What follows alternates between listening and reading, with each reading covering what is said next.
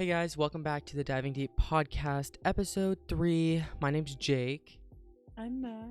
and today we are going to be diving into some fun, creepy, scary, paranormal, conspiracy theory Reddit stories and breaking them down and adding our own insight to them. And then at the end of the episode, we're going to do a little bit of a Q&A and give our personal take on some questions that I found in the Pretty Basic podcast. If you guys don't know them, they're great. Go listen. They're amazing.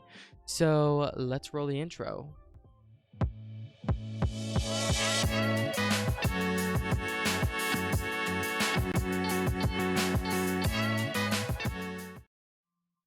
All right. So we are going to just jump right into these stories. I went on Reddit and found some fun stories. The first one is it's like an urban legend ghost story. It's apparently true, but I mean, it's Reddit, so but I just thought it was really kind of fun. It's like weird. But this is definitely, I'm pretty sure, an urban legend, and it's called The True Ghost Story. So, when I was in high school, my friends and I used to go back to Black Snake Road to race each other.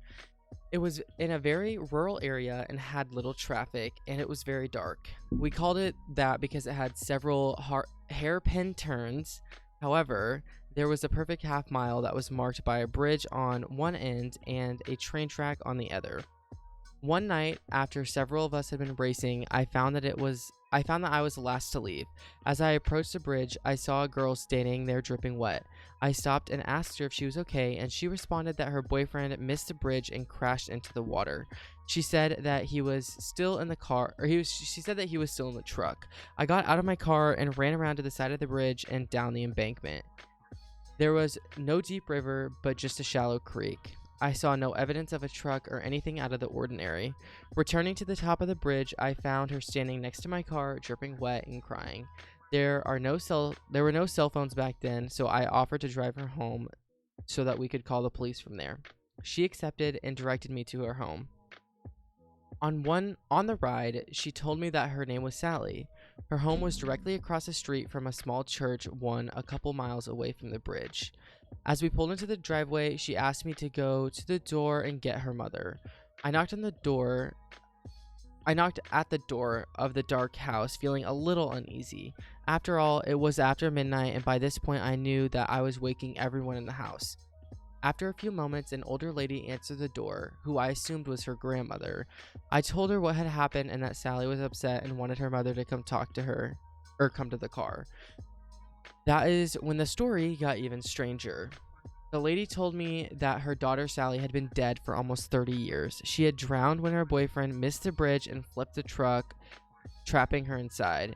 Surprised to not thinking very clearly, I insist that she come to my car, which she did, slippers, housecoat, and all.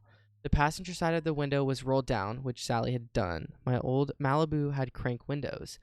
They were a pain to roll down, and I could not reach the handle from the driver's seat. There was a puddle in the passenger seat, but no Sally. The lady asked me to walk across the road to the graveyard next to the church. We did, and she showed me Sally's grave. That incident started a 40-year pursuit of the paranormal for me. I have investigated all over the world since, while serving in the military and my work afterward. Ghosts are real. Wow. Yeah, so that's story number 1, and I read the comments and everyone's like, "Oh, this is a great take on the urban legend." However, most of the stories say that he offers her the jacket, and when they go to the tombstone, the jacket's like hanging over the tombstone.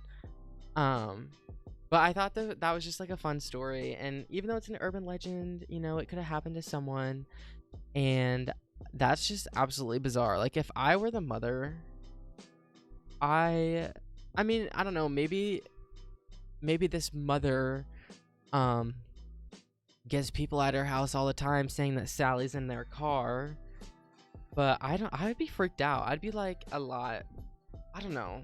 I feel like I would have had a more emotional reaction than just, okay, let me get my slippers and take you to the graveyard, Yeah, no, exactly. That's crazy.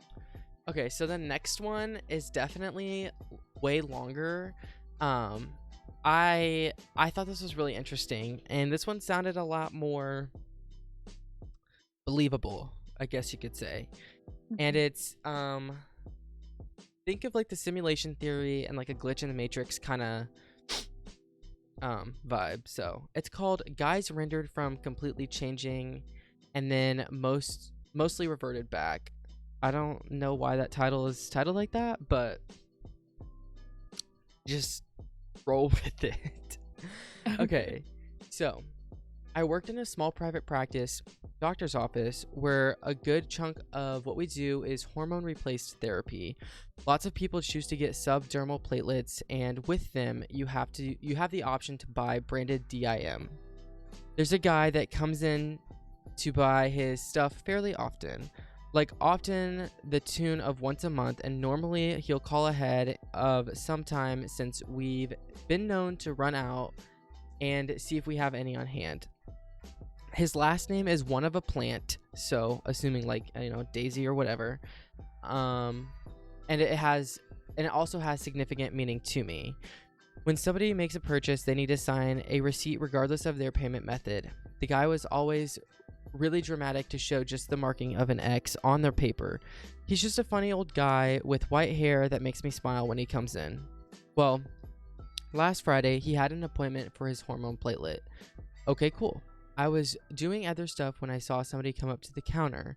This was a middle aged dude. I thought maybe he was somebody's partner. Most of our patients are women on an errand to pick up some subplatelets or some supplements. He said he was the guy with the plant last name and for his appointment. The guy with the plant last name and the funny signature I thought was considerably older, but maybe he dyed his hair and got some cosmetic work done. Whatever. He comes out and I tell him his total and I gave him the receipt to sign. He signs it with his whole name instead of just the overly dramatic X. He didn't buy any DIM like he normally does and then went on his way. I thought about it all weekend and decided to check the pay charge history on him to see if maybe I was confusing him with another patient. The only other patient with the same last name is his wife, who is a woman with a chart as well, so I'd know if I didn't confuse two people with the same last name since he's the only man. So Monday rolled around and I plugged in the last name, and sure enough, it was the only guy who came in about once a month for DIM, and the purchase history proved it. The strange thing is that when I plugged in the name, only his appeared. He had a wife with the same last name before. I went and looked at his profile and he said he was in a domestic partnership. What? No. The last name had an actual legal wife with a matched last name. And then a few hours later, I saw an old man with white hair come in. He said he was there to get a bottle of DIM. I grabbed him the bottle and told him the cost, and I asked for his birthday so I could pull up his chart, as we don't sell it to people off the street and you have to be a patient of ours. I plugged in the chart. I plugged in the birthday and he gave me or I sorry. I plugged in the birthday he gave me and it was the birthday of the guy who had changed in the timeline. He gave me his credit card to pay and the name was the same. There wasn't anybody else with that same birthday in our system. I just kind of stared at him the best I could while still being professional and he signed the receipt. He did a fancy little signature routine, but it wasn't the same as the overdramatic X before. He took his bottle of DIM and left. Immediately, I pulled up the previous Friday's schedule and checked it. Sure enough, he had a pellet insertion. I think is how you say that. Insertion on the previous Friday and came into the appointment and paid and everything. This was not the same person in the looks or in the This was not the same picture and looks or his signature, but we don't have anybody else with the name or birthday, with that name or birthday. You can get into a lot of trouble for doing this to the wrong procedure on the wrong person, but neither the medical assistant or the doctor said anything before these were clearly two different people. I was actually laid off at the end of the day, or else I'd take some special know about when he came in next. I guess nobody will ever know the mystery of the body shifting patient, but if anybody has any ideas, I'd love to hear them. Okay, so perfect, or first and foremost, my public reading skills are like a kindergarten level. But to summarize, because I've had to read the story like 3 times now. This guy works in a doctor's office. Patient comes in, buys what he needs and leaves. Does this once a month, has the specific X signature, whatever. So he comes in, buys, leaves. Then a couple weeks later, a young guy comes in with the same last name, asking with the appointment of like the one that the old man had scheduled, gets his appointment done, pays, leaves. Then on schedule, the old man returns at the end of the month for his hormones or whatever. And this guy that works in the doctor's office is like, wait a minute, you're not old anymore. You're young. And he's like, obviously he's like, what the fuck? Like, this has to be like a glitch in the matrix because you were literally just old. And the young guy didn't have a wife. He was just in a relationship. But again, same last name, the only name in the system. So then this guy pays and leaves, and the old guy comes back. The same one on like the monthly schedule. But the old guy buys his bottle of the DIM or whatever, per usual. But then when he signs again, it's just his like signature is different than the X. So it's like, I don't know if that makes any sense to anyone, but like to me, that's just absolutely bizarre. That's fucking crazy. Like, I'm like in my head, like thinking about Literally, like when you think about it, you're like, okay, old man, X signature, buys, leaves. Young guy, same last name, same birthday, has appointment. This guy's never seen him before, pays, leaves. Old guy comes back in on his scheduled like routine, gets his bottle of stuff, same birthday, same last name, then signs differently. that. That is just bizarre. Fucking crazy. Like, I'm trying to like process it all in my head, I and know. it's I like, don't know how else. Like, I don't know how else to explain it. Like, if you don't understand, I sincerely apologize. I know I'm not good at reading things out loud, but that is just absolutely crazy. no, for real. Sorry, I was yawning. No, all good. All good. Okay. So the last story that I pulled from Reddit is about an SW. Wait, I have a question. Oh yes. Do you believe that we're in a simulation? I believe I believe it's possible, but again, it's like one of those things that you'll never know. Because I can't just like unplug the plug out of the back of my neck and wake up. But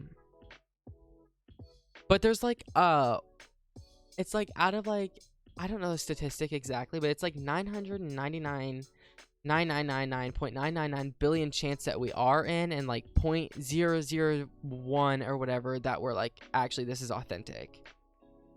Yeah. So yeah, I don't know. I think it's possible. I do. No, I think so. I mean, like, I'm trying to like make up like excuses in my head to think, oh, he was just dreaming. Like, Yeah. But like, But then it was, again, like- he's like cross-checking the system, same last name, like distinct last name that had some sort of significant meaning to the guy working, which I don't know what the meaning is, but same birthday, and then like the signature changed with each guy, but it was like the same person. Yeah. Which is just kind of crazy because like you could think like, I mean, my signatures changed throughout my lifetime, and so like for this guy to just like witness this guy's like timeline altering is crazy. It's absolutely crazy. No, fucking crazy. On the note of the simulation theory, so basically there's like a theory like within the simulation world that whoever the authentic like people are, like the theory is like they got so advanced to where they started a simulation, and in the simulation they created, they like the people in that simulation ended up perfecting that simulation within the simulation and then started another simulation. And so it's just like, if you imagine like two mirrors like looking at each other, it's just like this idea that like it's constantly mirrored, and there's just each simulation is creating, like getting to a point where they can create another simulation. It's like it keeps going, which is also really fucking crazy. Wait, I also have a question from the last story for you. Yes. Now that my brain's actually here. Now that it's functioning. Now that it's actually functioning, have you ever seen a ghost? Like clear as day? Yes. Really? Do tell. So in the house that I grew up in, my parents still live there, but you know, I've moved out in college, getting ready to move into an apartment. There has always been like, I mean, like we built the house, so like initially nobody had died in the house. And it wasn't up until I think I was in like 7th grade that things kind of started getting a little bit weird. And like we didn't really pay attention, but like our house has always just been like really eerie. So then we fast forward to, I think, the summer going into my freshman year of high school. My great grandpa at the time was like living with us because he was not able to live alone, and then he ended up dying in our house. And after he died in our house, shit got really crazy, and my sister started having experiences with like shadow figures, and like it sounds like people run up and down the stairs all the time, or like it sounds like people are walking around upstairs or like messing around in the kitchen like when no one's home. So like that's just kind of to set the scene. So in the midst of all this happening, my sister brings home a record player from a garage sale. And we didn't think anything of it at the time. Like, she just thought it was like a cool record player, brought it home, whatever. And then my sister started having really weird interactions and like experiences in our house. And there was one day I was walking down the stairs of our house, and I looked left down as soon as I got out of the stairs, like where my sister's room at, and this tall, lanky, like figure like moved his body like sideways to be in the frame of like the doorway, and like stared at me, like flipped kind of sideways, stared at me, and then like flipped up.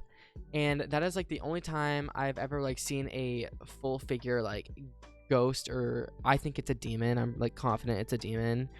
And it was in my sister's room in our house, and so we think that demon had an attachment to the record player, but like it's to a point now where we think that it's moved its attachment to the house specifically and not the record player anymore. Oh, wow. So, but yeah, there's a lot of freaky shit that happens in my house. Oh, no, same. It's wild. And because like we built it, it's like weird because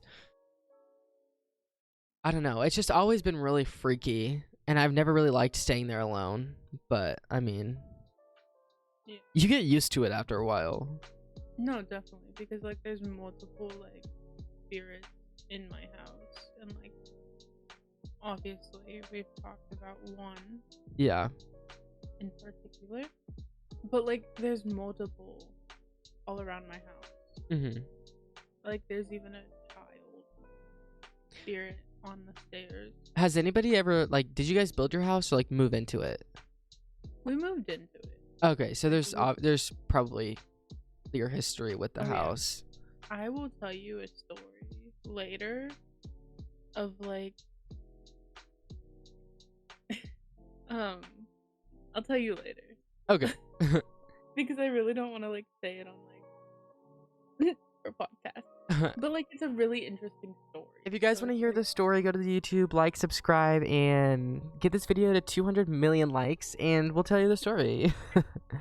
Probably will never happen, but I don't know. You guys hold the power in this situation. So if you want to hear the story, like, subscribe, comment, share with your friends if you enjoyed, and give this video and podcast a 5-star rating.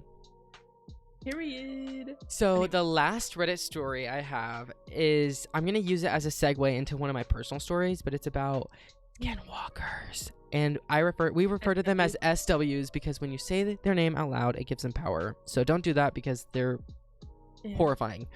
Don't do that. I've seen one before. I don't like it. So, it's called I Think I Just Encountered an SW.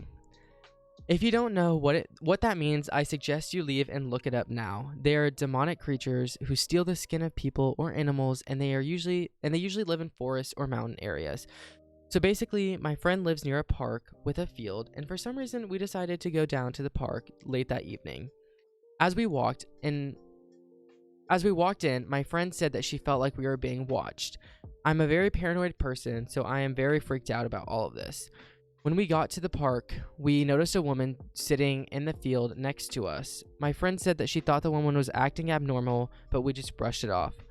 20 minutes later, it is almost completely dark, and as we are about to leave the park, the woman gets up and walks past us, and my friend swears she saw the woman as a big black and white creature walking on all fours. But when we turned around, she looked human again. As soon as she got past us, she completely disappeared. Something about SWs is that they can run super fast, like 200 times faster than humans. I don't know if that fact is actually true, but that's what the story says. I read up on things like cryptids and creepypastas, etc. So I already knew a lot about them. By this time, me and my friend are terrified, so we walk out of the park. All the way home, we are hearing strange noises and footsteps. I'm sitting inside now, and all the doors are locked. All the things I have read about them say that you should never say their name aloud, especially if it's dark, because it attracts them to you. We were talking about them out loud. If anybody has any advice, please let us know what to do. The end. Run. Fucking literally run. Get as far away as you can. Get some sage, cleanse your house, pray, I don't know, do anything, because I would be horrified if I was in that situation. No thank you. No fucking thank you. Literally, I would probably piss my parents. Okay, can I tell my story before you tell yours? Yes, absolutely. Okay, so one day I was hanging out with my IRL best friend, and like we were just okay, so what we do when we hang out, we like either hang out down by the water or go drive around, because why the fuck not? And he's very spiritual. Yeah. And so we were driving on a back road, because I love driving on back roads, by the way. But we were driving on a back road, and it was like, I think it was like 10 p.m. at this point, and we were driving on the back road. And this back road in particular is so fucking dark and surrounded by woods. And so we were driving, we were getting up to a stop sign. We seen a fucking deer, right? Or what we thought was a deer. Yeah. Really. When we got closer, the vibes were fucking off. I was like, I don't like that. And he was like, I don't either. And like, we were gonna hang out longer at this point. And he was like, just drop me off. We're going home. I don't like this. I don't want to be out anymore. We're going home. And so I dropped him off. And he was like, watch out for deer on your way home. And as soon as I was pulling into my neighborhood, a fucking deer crossed the fucking road. Was it like acting strange? Bro, it was not a fucking deer. Was it just like weird? Like both were not fucking deers. Was it? I would not be able to tell you what it actually looked like, but let's just say the head was not on right. It just what? The head was not on right. Ew. It was fucking weird. So, okay. Like, okay, the head was still attached to the body, but like it was cricket. Do you want? Actually, it's fine. Help me with this. If you guys don't know what an SW is, one, look it up because it's creepy as fuck. And two, basically they're like these, like they were like, so quote unquote like witches who have like this ability to like take the skin of any like living thing and like disguise itself. And they're really dangerous. They like the woods and they come out at night and they can like shapeshift and stuff. It's also considered like an urban legend, or it's like it's a cultural thing, so specific cultures like believe in them and stuff. um but like the basis of it is that they're like witches who like take the skin of other creatures and humans to like disguise themselves, and then they'll like hunt and like kill. Yeah. So in case you're a little bit lost in what we're talking about, so my story, again, like I said, my house has had a lot of creepy shit go on with it. And so this takes place one night when I was taking my two dogs out. And we have like a top deck and like a bottom deck. Like it's a 2-story house with like a double tier like deck. So I was in the basement and I put both my dogs on like the retractable leashes, because that's just easier for me, and my dogs are stupid, so they'll like choke themselves.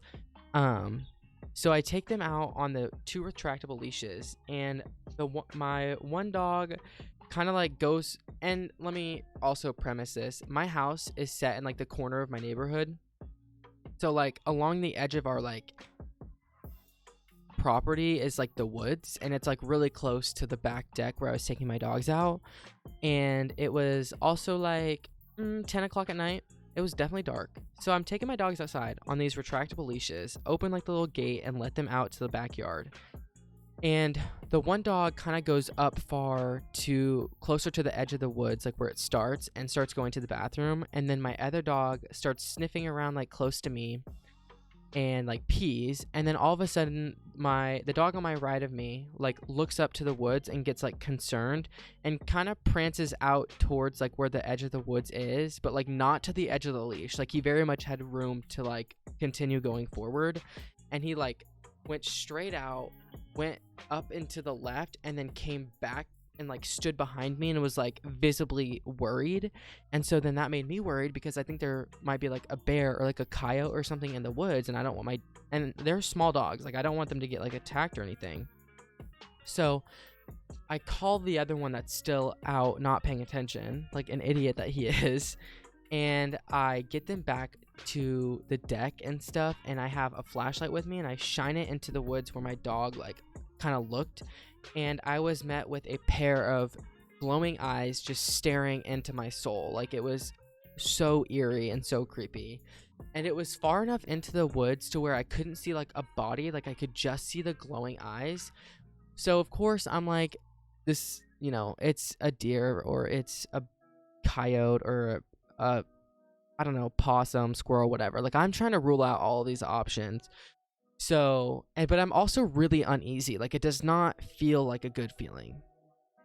So I like start kind of like yelling into the woods to try to like scare this animal away. Because I mean, typically like a deer or like a possum, I feel like would get like scared. And it's like I'm yelling at this thing for a good like 5 minutes, not move. It's just frozen, staring at me, and I'm like, weird. So then I start picking up some rocks and like kind of throwing them into the woods to try to like scare off whatever animal it is. Did not work. Still staring at me. So this is about 10 minutes. So I take my dogs inside because I just do not feel safe. I feel really uneasy. Put them up to get ready for bed. And then I go upstairs and go to the top deck. I go back out to the top deck. This was like another 5-10 minutes later. Go around the side, shine my light into the woods where it was at, staring at me, like glowing eyes, just staring at me still from like the top deck, like a new angle. And I'm like, literally, what the fuck? Like, it has to be like a dead animal. Like, it has to be something. This is not an SW. There's no way. I then go inside, grab my dad. He comes outside with another flashlight. We're now beaming 2 flashlights at this thing at 2 different angles. It's still dark enough to where we couldn't see the body, but the eyes were not moving. We were yelling, we were screaming, we were flashing our lights, we were flickering. This thing did not move. So at this point, I'm like, okay, maybe it's like a dead animal, and I'll go out there in the morning and check it out to see if there's like a carcass laying there. So I go to bed, and then I go outside that morning and go exactly to the spot where I saw the eyes, and there's nothing there. There's not a dead animal. There's not anything to show signs that there was an animal there last night. And I'm immediately freaked out because I was like, there's no way. So my smart ass thinks that it's a good idea to just wander the woods a little bit to kind of see if I can find anything. And I'm like kind of walking into the woods a little bit, exploring a little bit, trying to figure out if there's like a dead animal nearby or like something. And I'm like looking at the like ground in front of me, and in my peripheral vision above me, I see like a black shadow, like 200 feet out into the distance of the woods, like sprint extremely fast, like across my like view of vision. And I look up and it's just gone. And I was so scared at this point, like I just didn't know what to do. So I turned around and ran back to my house and have not been in the woods since. That gave me chills, bro. Like, and it was just, it's so like I don't want to say it's an SW. I don't want to make that assumption, but it's just weird because any other animal that like is like regional to like my area that like would be there would have been scared, would have run, whatever. And this thing was like a good 4 to 5 feet off the ground. Like it wasn't like a small possum, like it was in the air. And it just makes me wonder what it could be. Yeah. But yeah, I mean, I would love to go like investigate, but again, those woods are really scary. It's okay, we'll investigate ghosties. Yeah, we'll do an investigation. If you guys want to see an investigation vlog, you know what to do. You know what to do. You want to see a face reveal? You know what to do. Okay. So I don't have face reveal.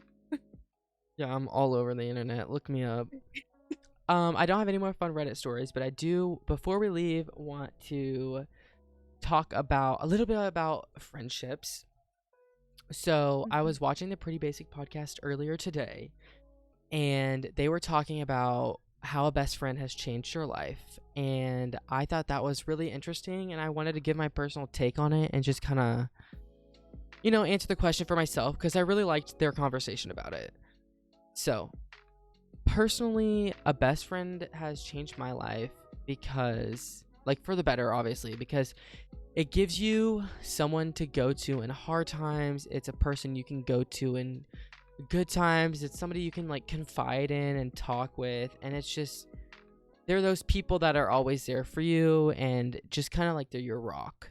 And I think having a best friend has impacted my life positively, more so than anything, just because it keeps me stable, and like these are people that I can always turn to in times of hardship or not. And I think it's really lovely to have those kind of people in your life.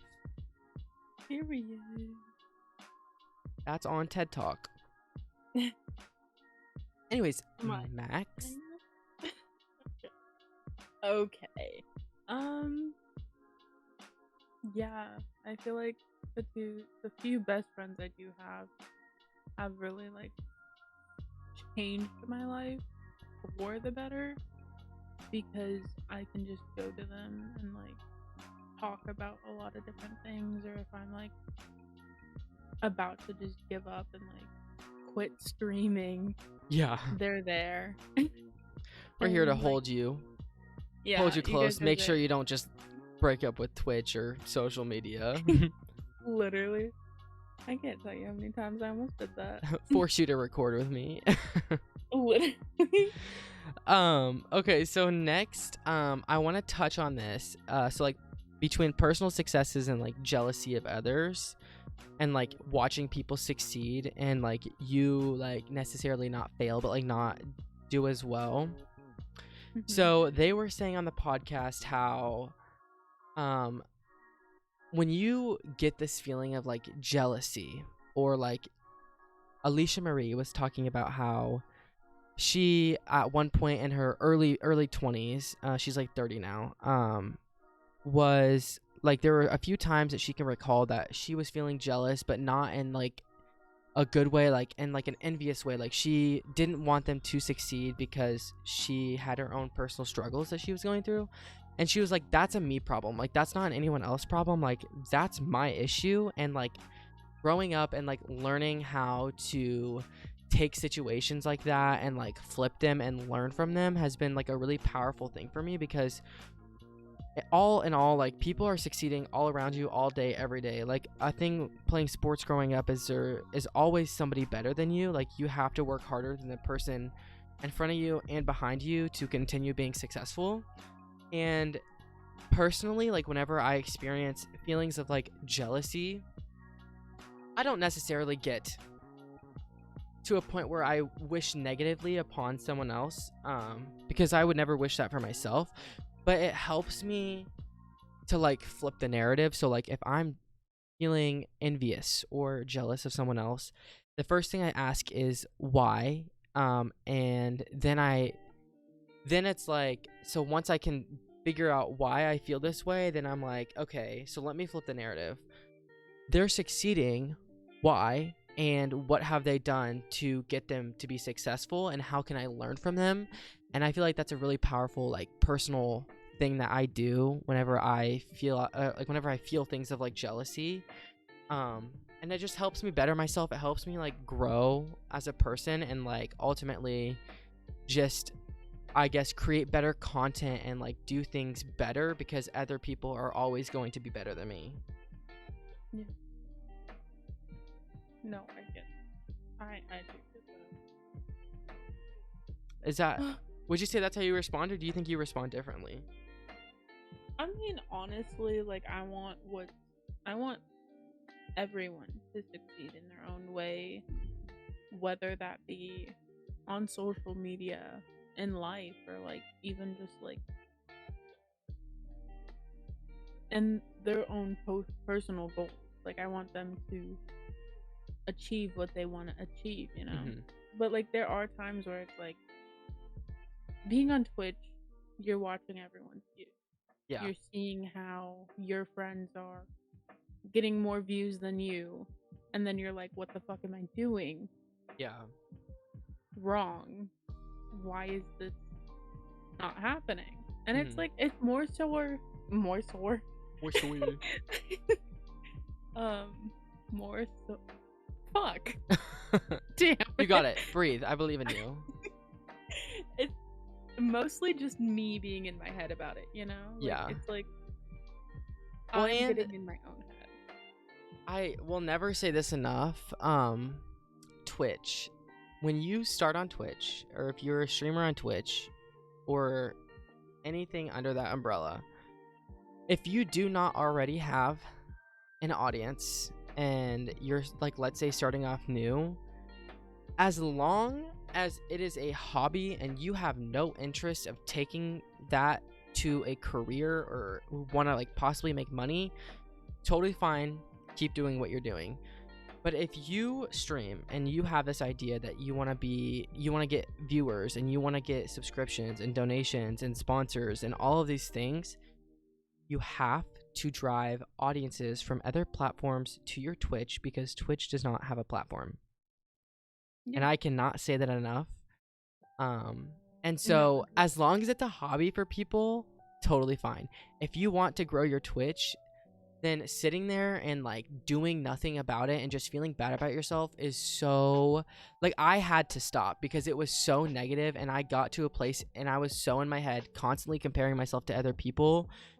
The second I took a step back and like researched and realized that that is just how Twitch is, it helped me flip the narrative. It helped me expose myself on other platforms and only stream when I want to, because if it's not fun, then it's not worth it. Like, if you feel bad about yourself and like how you're feeling, like if you sit there and continue doing what you're doing, you're gonna go insane.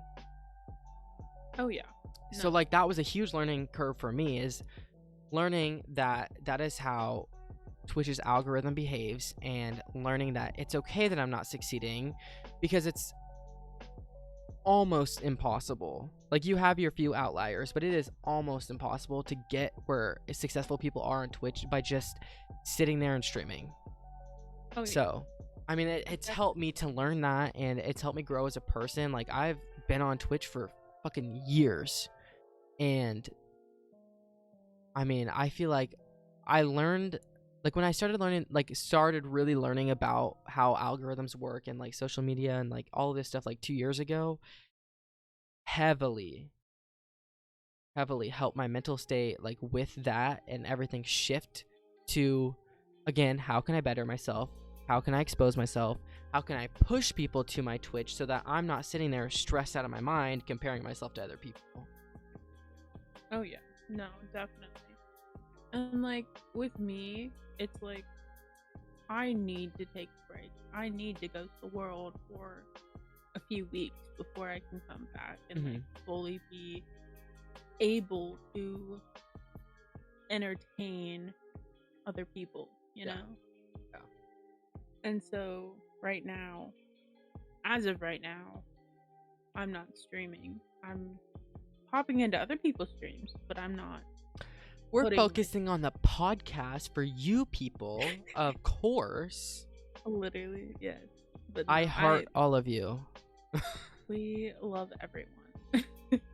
But no, I mean, like, just taking a break and, like, getting your priorities straight again.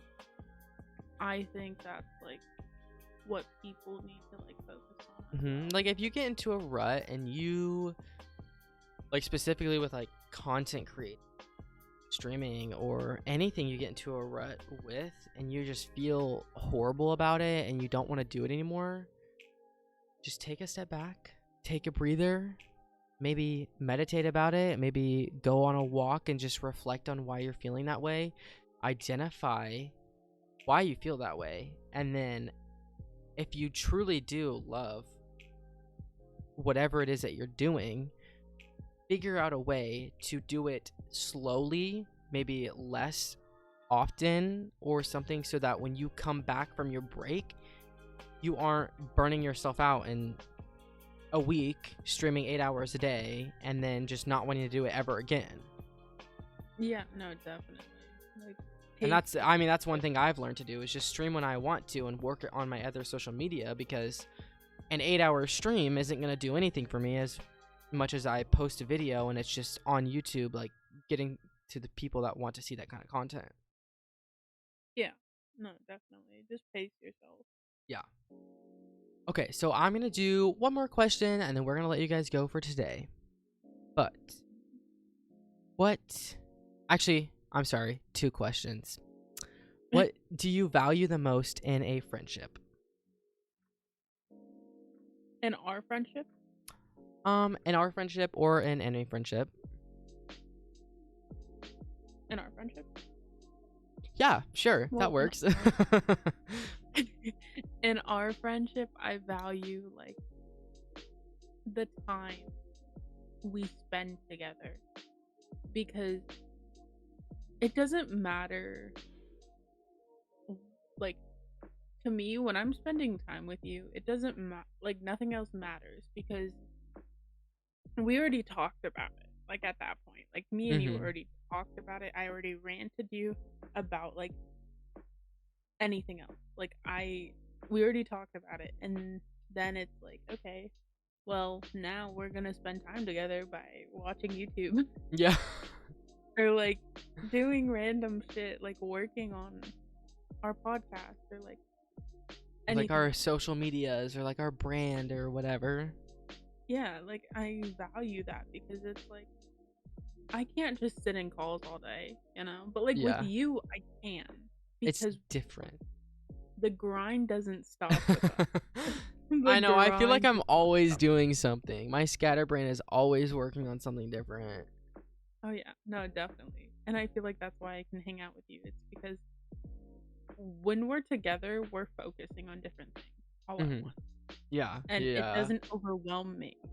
No, I feel like the outside view is holy fuck, they're doing 20 different things at the same time. Can you please slow down? Can you please take a breather because I am drowning? Like, that's what I feel like people would see. Yeah, no, literally. Like our friends, like Yeah. I feel like they're starting to realize how much like we're doing No, we were while just like, oh yeah, sitting by in the way, guys, we're on Spotify. a We're on Apple Music. We're on YouTube. we're doing this. Oh, and dropping merch. Oh, and making a clothing brand. There's so many things we do in one Discord call, I know. and It's we're just crazy. doing it. Like we're Yeah. just going for it, and like full sending everything we have, and like I mean, YOLO. yeah, I think no, what I value the most in our friendship is our ability to have an open line of communication at any point of time and any day, because that is something that I value the most, not just like in a friendship, but like when like in any relationship at all, like friends, family, whatever.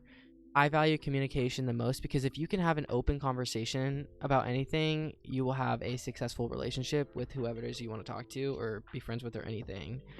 And I have had lots of situations in my life where communication is key, and it's nothing like has been clearly communicated, and it's led to fighting, it's led to people being upset, and like it's one thing personally, like I've grown a lot is working on myself being a clear communicator. And then when I found you, and you were a very clear communicator, we just understood each other. We have a really open minded friendship, and like we have quite literally zero issues with one another. And I think part of that is just because we are so open and like openly communicative, I don't know if that's a word, with each other, that it just creates a really positive, strong foundation to our friendship. And that is what I aspire to have in every aspect of my life, is just 100% honesty and open conversations. That like if I were to come to you and say something that's bothering me, like you wouldn't just be mad at me, you'd be like, I'm so sorry, like I didn't mean for that to like it's yeah, that doesn't happen. But like if it were to ever happen, like it wouldn't be an issue because we are so open and comfortable communicating. no. And I think like with that, it's like we're planning a trip right now, Yeah. and Yeah, we are. we're like I see it as our business trip right now We're because planning a hello, business trip, so stay tuned because we might vlog yeah, it. Yeah, if you guys but want to like know what it is, like the video. And we maybe may not tell you. We may or may may not or may tell not tell you. you. Sorry guys, I glitched. But like even with that, like we've been so open with what we're comfortable with, Hmm.